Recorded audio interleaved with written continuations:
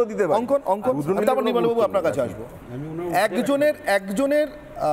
একজনের বক্তব্য, মানে সিদ্দিকুল্লাহ চৌধুরীর বক্তব্য যা দিয়েছি তার কিছুই প্রায় পাইনি, অন্তত সেই অনুপাতে তো পাইনি। দিয়েছেন কিন্তু রাজনৈতিকভাবে তৃণমূল কংগ্রেসের নামটা বলছেন, ফেরত চাইছেন নবান্নর কাছ থেকে, নবান্ন জানে। আর রুদ্রনীল ঘোষ বলছেন আশঙ্কা প্রকাশ করছেন। আমি একবার সিদ্দিকুল্লাহ চৌধুরীর বক্তব্যটা শোনাবো, যেখানে তিনি কথা বলেছেন সেখানে ফিরহাদ হাকিম উপস্থিত ছিলেন সেদিনকার সেই অনুষ্ঠানে। নির্মলবাবু, কাজী মাসুম আক্তার, একই অনুষ্ঠানে ফিরহাদ হাকিম উপস্থিত ছিলেন, পার্ক সার্কাস ময়দানের সভা। আমি শুনিনি সিদ্দিকুল্লাহ চৌধুরী কি বলেছেন, আরেকবার শুনিয়ে দিই আপনাদের। আমি বা আমাদের মতন বহু মানুষ এই দলের জন্য যত শ্রম দিয়েছি এবং দিচ্ছি, আমি জানি না নবান্ন তার কতটা মূল্য দিয়েছে। এত বড় কথা আমি বলে গেলাম, কারণ অবদান আছে আমাদের। সংখ্যা লঘুদের মধ্যে মুসলমান হলো সংখ্যা গুরু। পশ্চিম বাংলায় 3টি পিলারের উপর দাঁড়িয়ে আছে 11 কোটি মানুষ। ওয়ান অফ দ্য মুসলিম, একটা মুসলমান খুঁটি, দুটো দলিত, আদিবাসী। আমাদের ব্যথা বেদনা বুধবার সময় এসেছে। আমি জানি জৈন ভাইয়েরা অতি শান্ত হন, পার্সি ভাইয়েরা সংখ্যায় কম, তারা অত্যন্ত ভদ্র হন। আমি জানি বুদ্ধিস্ট ভাইয়েরা রাস্তায় দাঁড়িয়ে মারামারি এবং সংঘাত করেন না, কিন্তু সেই মূল্যটা কে দেবে? সামনে দাঁড়িয়ে লড়েন মুসলিমরা, সেই মূল্যটাকে দেবে।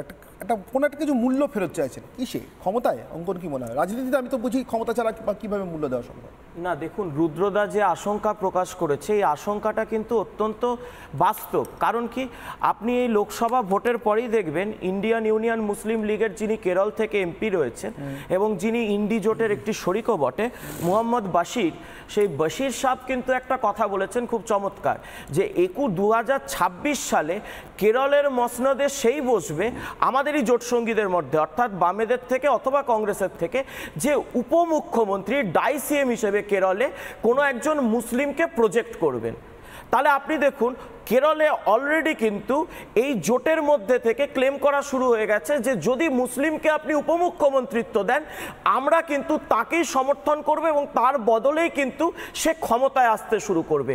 এবার এই যে আপনি মূল্য দেওয়ার কথাটা বলছেন, আপনি চলে যান চৌধুরী রহমত আলীর বক্তব্য যখন স্বাধীনতার প্রাক্কালে, ঠিক একইভাবে মুসলিম শহীদ বা মুসলিম যারা শহীদ হচ্ছিলেন দেশের জন্য, তাদেরকে গুনিয়ে গুনিয়ে কি বলছিলেন, যে এই যে আমাদের জন্য আলাদা রাষ্ট্র চাই, আমাদের জন্য একটা পৃথক দেশ চাই, আমরা ক্ষমতায় এত শতাংশ আমাদের ভাগিদারি চাই, অংশীদারিত্ব চাই। তখন থেকেও কিন্তু ধরুন সবাই কিন্তু তখন সবাই, মানে সুভাষচন্দ্র বসু থেকে শুরু করে গান্ধীজি থেকে শুরু করে সকলে কিন্তু দেশকে কিভাবে স্বাধীন করা যায় এই লক্ষ্যে ছিলেন। কিন্তু এই যে এই একদল মানুষ, এই যে কথাটা আপনি আজকে দেখতে পাচ্ছেন যে মূল্য দিতে হবে, যা দিয়েছি রাজনৈতিকভাবে নবান্নকে তার মূল্য আমাদেরকে ফেরত দিতে হবে, আমরা পাইনি, তখনও কিন্তু কংগ্রেসের কাছে, তখনও হলো আরো কমিউনিস্ট পার্টির কাছে এরা কিন্তু মূল্য চেয়ে বেড়াচ্ছিল। এবার সেই সময় কমিউনিস্ট পার্টি বা কংগ্রেস কেউই এইটা আজ করতে পারেননি, গান্ধীজি স্বয়ং আজ করতে পারেননি যে দেশটাই ভাগ হতে পারে একদিন। তাই উনি বলেছিলেন যে দেশ ভাগ হলে আমার দেহের ওপর দিয়ে হবে, কিন্তু আলটিমেট তো তাই হয়েছিল। এইবার দেখুন, ভারতবর্ষকে যদি আপনাকে বুঝতে হয়, ভারতবর্ষ সনাতনী সভ্যতা সংস্কৃতির সেই একটি ভাইব্রেন্ট সেন্টার, এটা ঋষি অরবিন্দ তার উত্তরপাড়া বক্তৃতায় বলেছিলেন, এবং তাই আন্তর্জাতিক চক্রান্ত হবে যে ভারতের এই সংস্কৃতিকে ধ্বংস করা যায়। ভারতকে যখন ভেঙে 3 টুকরো করে দেওয়া হলো, পাকিস্তান দেখুন বা আজকের এই পূর্ব পাকিস্তান মানে বাংলাদেশ, সেই জায়গায় আর আপনি ভারতীয় সভ্যতা সংস্কৃতি কিছু দেখতে পান না। সেখানে পুরো শেষ হয়ে গেছে, সভ্যতা সংস্কৃতি চেতনা শিক্ষা রবীন্দ্রনাথ নজরুল সব শেষ। ঠিক একইভাবে গজবায়ে হিন্দ যে কথাগুলো আপনি বলছেন, আপনার মনে থাকবে এই যে ইল্লিগাল কনভার্সন, অর্থাৎ এই ইল্লিগাল ভাবে যে ধর্মান্তরকরণ হচ্ছিল এই পশ্চিমবঙ্গে, মুর্শিদাবাদের জেলেই হচ্ছে। এটা আপনাকে দেখতে হবে 2022-এ, আমি বলছি 2022-এ হাইকোর্টের অর্ডারে যে এনআইএ তদন্ত হয়েছিল, 3 জন ধরা পড়েছিল, মোহাম্মদ আদিল খান, সৈয়দ মামুর আলী এবং মোহাম্মদ শহীদ। এই 3 জনকে এনআইএ ধরেছিল কোথা থেকে? মালদা থেকে। এবং কোন মালদা? যে মালদা থেকে তারা খারিজি মাদ্রাসার মাধ্যমে অপারেট করছিলেন, এবং 22 জনকে, এটা এনআইএর সাবমিটেড রিপোর্ট কলকাতা হাইকোর্টে, 22 জনকে এই 3 জন মিলে উগ্র মৌলবাদী শিক্ষা দিয়ে ISIS এ পাঠিয়ে দিয়েছিল। তাহলে আপনি বলুন, এই যে খারিজি মাদ্রাসার আপনি আজকে প্রবক্তা হিসেবে দেখতে পাচ্ছেন হুমায়ুন কবির থেকে শুরু করে বাকি সমস্ত তৃণমূলের নেতাদের, আপনারা কেবলমাত্র ধর্মের মানে সংখ্যালঘু ভোট ব্যাংক, এই যে অনির্বাণদা বললেন না খুব সামঞ্জস্য রয়েছে হিন্দু মুসলমানে আমাদের ভোট ব্যাংকে, সে কথা তো তৃণমূল বলছে না। মদন মিত্র তো বলছেন যে যা ভোট পেয়েছি তার 90%, এবার যাই না মদন মিত্র ঠিক না ভুল, তৃণমূলের একজন জনপ্রতিনিধি, যা জিতেছি যা পেয়েছি 90% মুসলিমরা ভোট দিয়েছে বলে আজকে জিততে পেরেছি। এইবার আপনি শুধুমাত্র মুসলিম ভোটটা পাবেন বলে, মুসলিম ভোটের জন্য আপনি ক্ষমতায় থাকবেন বলে আজকে আপনি এই খারিজি মাদ্রাসা করছেন, জঙ্গিদেরকে ডবল ভোটার কার্ড দিচ্ছেন, জঙ্গিরা আমাদের এখান থেকে পশ্চিমবঙ্গ থেকে মানুষকে ISIS, তালিবান, জেশ-ই মোহাম্মদ, ABTA-তে পাঠাচ্ছে। এই খেসারত আমরা কেন দেব? আর এই খেসারতের অন্তিম পরিণতি কি হবে?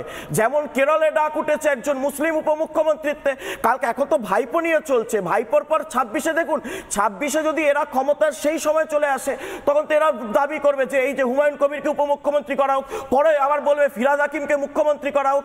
এই যে ক্ষমতার শেয়ার চাওয়াটা, এটা এদের মানে এই একদল মৌলবাদী রাজনৈতিক নেতাদের এটা মজ্জাগত। সে জিন্না হতে পারে, রহমত আলী হতে পারে, কিংবা আজকের সিদ্দিকুল্লাহ কিংবা ফিরাদ হাকিম হতে পারে। নির্মলাবাবু হাত তুলছেন, আমি তারপর মানসবাবুর কাছে আমি দুটো লাইন শুধু বলবো। একটা হচ্ছে যে অনির্বাণবাবুর কথার একটা উত্তর দেবো, আর একটা জিনিস আপনি একটা ইন্টারেস্টিং পয়েন্ট বলেছেন মালদা মুর্শিদাবাদ, হ্যাঁ সেটা কিন্তু আমি তথ্যগতভাবে ঠিক, হ্যাঁ একদমই তথ্যগতভাবে ঠিক, কিন্তু বিষয়টা দাঁড়াচ্ছে এইখানে যে আমাদের এখানে 19.7% হচ্ছে মুসলিম ভোটার, আর অলমোস্ট 20%-এর কাছাকাছি, কিন্তু টোটাল পপুলেশন হয়তো 30%-এর ওপর হতে পারে।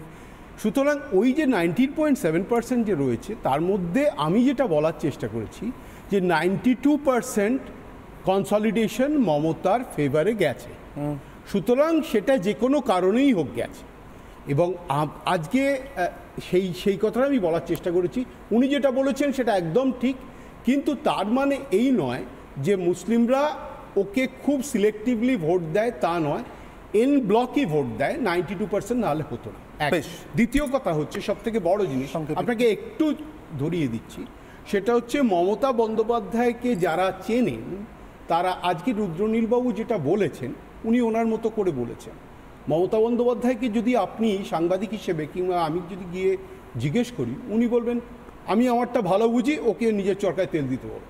নানা ধরনের কন্টেন্ট দেখার জন্য লাইক করুন, শেয়ার করুন আমাদের ফেসবুক পেজ, সাবস্ক্রাইব করুন আমাদের ইউটিউব চ্যানেল। পাশাপাশি অন্যান্য ব্রেকিং নিউজের জন্য অবশ্যই চোখ রাখুন রিপাবলিক বাংলায়।